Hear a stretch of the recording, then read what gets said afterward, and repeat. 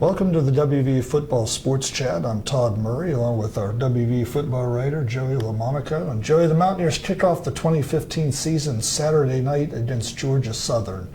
A lot of talk in this preseason about a true freshman receiver, Jovan Durant. What have you seen out of him this preseason?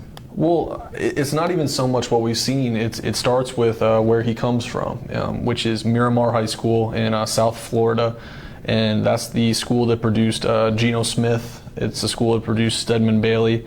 And they have quite a talent pipeline down there at Miramar. So it starts with that. But all of the talk surrounding Durant is about speed. That's something that was evident on tape, watching his high school film. That's something that was evident just watching him return punts without pads. So the reason that he got that nod over a couple of the other guys is because he has the potential to hurt defenses deep. Right. I know, speaking of defense, a lot of talk this preseason about WVU, said about it possibly being, one of the best defenses in school history. I know defensive coordinator Tony Gibson has very high expectations for his unit this year. Can they live up to all that hype? Well, the way they've talked, they better, Todd. It all starts with those 10 returning starters on the defensive side of the ball, 8 full-time returning defensive starters headed up by Carl Joseph at the bandit safety playing the boundary. But they expect a lot, and it all goes back to that experience. Right. I know they're going to have a challenge Saturday night. Georgia Southern runs this spread option that a lot of teams don't run. You don't see it a whole lot. I know they've had some time this summer to prepare for it. How is that going? Well, don't judge WVU's defense after this game. This game is going to be unlike anything they're going to see the rest of the season, probably anything unlike they'll see for the next few seasons.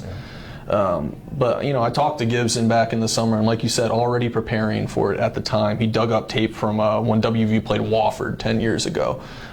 They've looked at, the service academies to see that option. But this is a slightly different kind of option. Mm-hmm. It uses the spread concepts, the multiple wide receiver formations that you see week in and week out in the Big 12. So what Georgia Southern's going to try to do is they're going to try to get the ball in the perimeter with their speedsters, and when WVU's defenders maybe get their eyes in the backfield a little bit, that's when they'll take a shot in the passing game. All right. Yeah, I know Georgia Southern's starting quarterback not eligible for this game. They're going with a backup. How is that going to affect things? Not a lot to hear them tell it. Kevin Ellison, as you mentioned, the starter, was found academically ineligible for the first 2 games. But here's the thing about his backup, Fabian Upshaw. He played in almost every game last season. He played in big situations in those games. They were leading NC State inside the final 2 minutes. He's the one who got the nod to go out there for that final drive. He played in the Georgia Tech game last year. So this isn't a kid that's going to be rattled just when a bunch of Mountaineer fans start yelling at him on that first series. It's not going to affect them as much as maybe people think. Right. I know it's going to be the first game, for a lot of Mountaineers players.